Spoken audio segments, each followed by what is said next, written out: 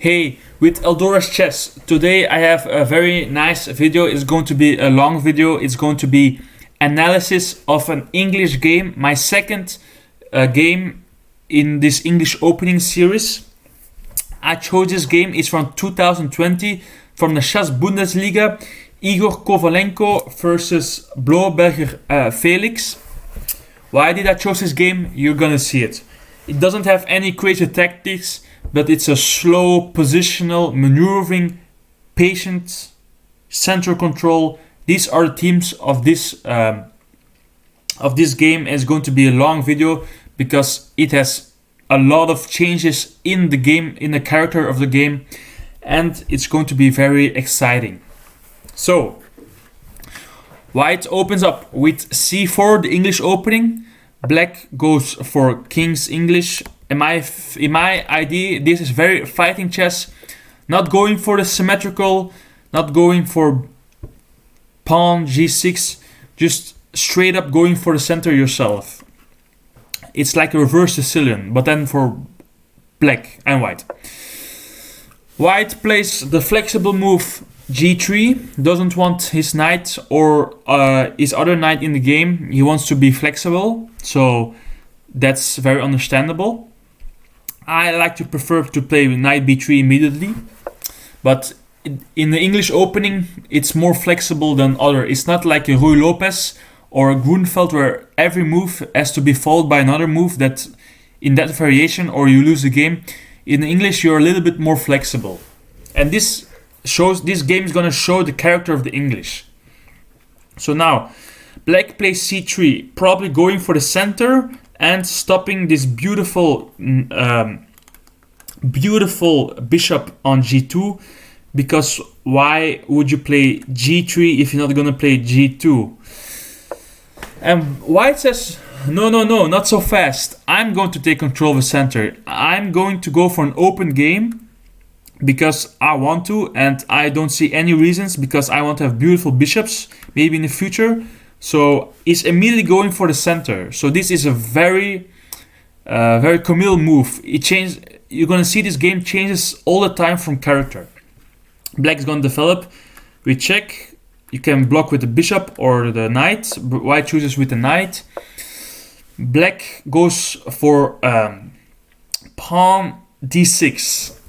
He could have gone for pawn d5, which is maybe more initiative, more maybe not flexible, but more like power into the game.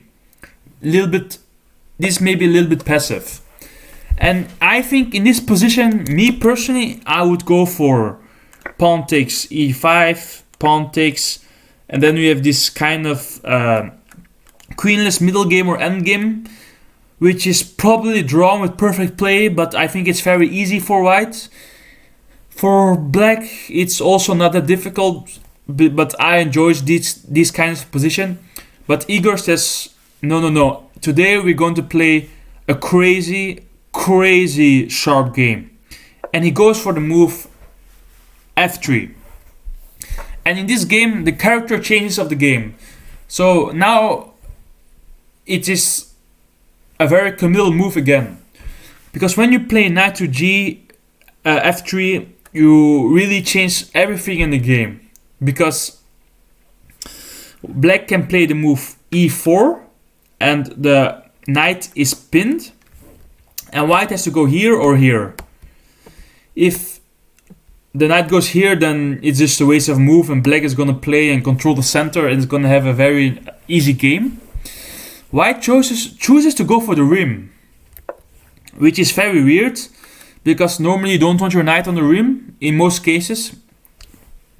If I was playing black, I would probably play this move, but I checked with engine and it was not a good move, because the engine says that black's position is too loose and his pieces are not on good squares. He should develop before attacking, because in this position black is so uncoordinated. It doesn't matter if you chase away a knight with tempo, there is no attack. Just like Dinglero also won a game in the World Cup a couple of years ago against Firuja, and Firuja was storming the pawns, but he didn't have an attack. And in an interview, Dinglero said, "I wasn't afraid because his pieces were not in the right place."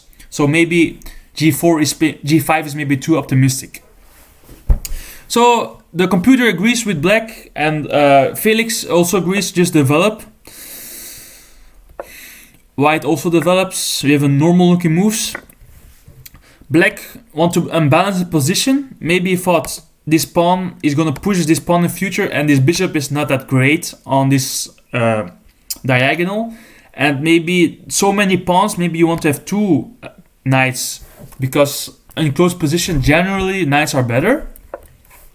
So that's what he does. I think that was his idea. Take the knight. He has to take this, and his bishop is kind of stuck, or he's going to take with the bishop, and I'm going to kind of block the center like a Caro-Kann. And this game is all about the center control and opening up the center and maneuvering around the center. So this is a beautiful game. It's very subtle and very it's not crazy tactics, but this game is just this little bit better, and then winning. So white reinforces center, castles, go here because the knight here. And in English you can get away with moving your knight from here to here to here, and white is going to move his knight to here. Because there's so many pawns, the position is so dead, and there's not attack on both. White doesn't have an attack on the black side, doesn't have attack on the queen side. Black doesn't really have attack. All these pieces are too far away. They're all on the back rank. So, believe it or not, it's move 14, and at move 14, white has moved his knight 4 times. So he's going to go for this, and white is going to develop. It's going to take space on the queen side. Black probably doesn't want to develop his knight like this because he doesn't see a future. He sees a better future on the e6 square. Black is attacking the knight, attacking the rook. Is going here. White king is still in the center, but this is a multi-purpose move because you don't want to allow this, in my opinion. Okay, you lose your pawn, but in the future it doesn't look that. It looks a little bit scary. So black plays the knight for the 4th time. So it came from here to here to here to here, and white is gonna change the bishops. And I think white is very happy with this exchange because with the pawns, this bishop is just not worth it. And in English, you mostly want to guard this bishop because it defends the king, and it is beautiful square and can be very good in the endgame, and so on and so on. But in this position, the bishop doesn't have any purpose. So I think black is probably helping white to go here. Black just develops. Now white plays an important move because white developed with the threat. Because when you have a check, then everything everything falls apart. When queen to h3, you know you have a bad position because the rooks are split and there's no harmony, and your king is in the middle, very uncomfortable for white. So white played a prophylactic move, h3. Going to the center, very, very, very normal, very chess, following the rules of chess, putting your rooks in the center, having a knight on f6. This knight can go to e6, and it looks fine for both sides. Probably black has a little bit more advantage in the center, and so on and so on. But it's a position that can go so many options. There's so many ideas in this position. You can talk about 5 hours about this position because it's so flexible. It's so rich. White also goes for a center. Improves his knight position. And now white... This is a beginning, in my opinion, of a very thought out idea about Igor, who's playing white, starts with bishop to b3. And maybe the engine doesn't like this move. But this is, you're gonna see what Igor is planning. It is all very subtle and very maneuvering. No crazy tactics, but you're gonna see how he manages to squeeze a win out of this position. Yes, I've spoiled the game, but it's not important. It's about how he wins, not that he wins. So I probably would have played king g2 and probably connecting the rooks.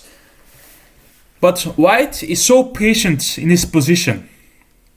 And I think black probably wanted to have action, but he has two knights. A good idea for black is to go attack the white side that is kind of soft. A bishop on c3 that's useless. But if you really analyze the position, you can see this knight is actually very good because it puts pressure on this pawn. And this knight, it looks very good, it can be very good, but it doesn't put pressure on white.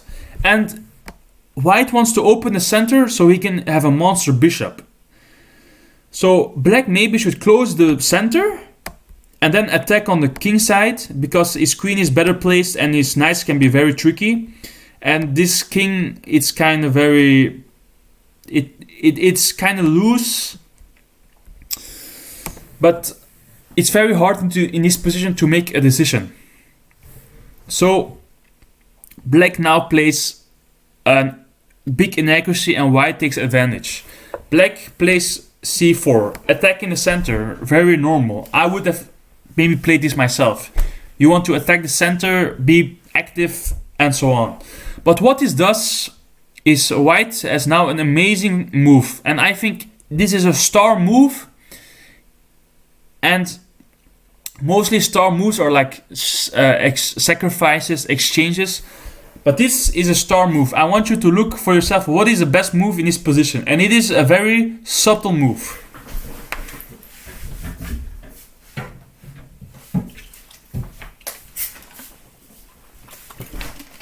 Now, Igor plays, in my opinion, an amazing move. Amazing. And it doesn't look amazing, but it will be amazing in the end. Just putting his queen on b2. Now his rook is eyeing the queen. His bishop and queen are working together. And his knight is putting perfect pressure on the center. Meanwhile, this rook, it doesn't do anything. But still, white has an amazing position. And black just crumbles now. Because black doesn't really have any counterplay, because when he plays the move c4, he's totally lost, because white opens up the diagonal with two attacks on the knight. He has a tempo and his pawn is protected by the rook, and there's no ideas of, like, let's say I take the knight, I take your rook, then you have to go and I have a rook for a knight. No, because this knight also protects this rook. So this looks very bad. So black has only one option, maybe, to put his knight here, and white cannot really take it, because then it becomes kind of an let's say he goes here and white takes.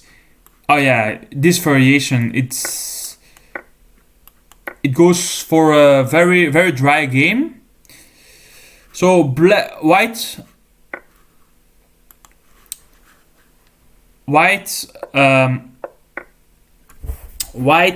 plays the best moves, and I think this shows the level of understanding of the position Igor Kovalev had in this position. He plays a subtle move c4, and now, even though there are 7 pawns for black and 7 pawns for white, white has this passed pawn, his bishop is better his bishop is better than this knight because this knight has to go, otherwise you lose a pawn. Then we can see that when the center opens up, we go into this endgame. So from first mistake from black was go c4, opening up the center too early, and now he has to pay the consequences. Black tries to have a little bit of counterplay with this variation, but this check, it really actually helps white, and he probably did want to double up his f-pawns, so he took, and now I want you to look at this position again. Now we are going to get a masterclass from Igor, how to convert a better endgame. You know, Magnus Carlsen is a great endgame player, but in my opinion, Igor is the GOAT. Okay, that's just kidding. I want you to look at this position. Rook need open files. Where are the open files? You have a B file that's open and an F file that's open. These two are the only two files. This A pawn can, this backward pawn, but all these backward pawns from white, black cannot attack. Black doesn't have, it doesn't have, the pawns are so goodly placed. This pawn is a monster pawn. It stops all counterplay. The rook cannot, it takes too many moves to attack. Let's say black wants to attack something, has to go here. It's make like 6 moves to attack. White only has 2 moves. 1, 2, 3, 4, and you win the game. So it goes for the B pawn. Black now has to be passive, and he is in such a bad game, so he has to push the pawn, or there's nothing else to do. If he pushes this pawn, he loses this pawn. This is going to be a masterclass of great endgame technique with 2 rooks. It looks easy when you see it, but when you're in the boards yourself, it's very difficult. Black tries to put his rook on the d6. Very smart, because he knows white is going to go for his weaknesses, and white has also the initiative. In this position, it's also white's turn, because white took the queen, black had to retake, and now white is the first one to move. In the endgame, one tempo or one square is so important. This king is also 1 square better than this king. So going to the center, and now we're going to get rid of our weaknesses and create weaknesses. He wants to take this pawn, and then if too much pressure on this pawn, so it's just very bad for black. Let's say instead of just taking, there's so many options here, but white is now going to put his king in the center and gobble up this pawn, because now the pawn is here. This pawn is very weak, it's too advanced, so white is just going to advance his king, and when the white rook infiltrates, it's going to be very difficult. And now white has his G4 pawn, just get rid of the weaknesses. He's gonna push it. And now we go into this game. Black king in the corner, white king not in the corner. It looks very scary for black, but it's not, because white can take the E4 pawn, and it's 4 against 3, but this pawn cannot be advanced, it's pinned. These rooks have to stay passive. This king is better, and white is going to slowly use his active rooks to get counterplay, giving a check. Black king has to go here, is going to go to the back rank with mating IDs. Black is going to defend mating IDs, escape square for the rook, but now he has 2 attacks on this pawn, and the black rook cannot go here because he has to defend. So he resigned the game, because white is going to gobble up, and it's going to be 4 against 2 pawns with black and with much better pieces for white. So this was my analysis of the English, and I hope you enjoyed it.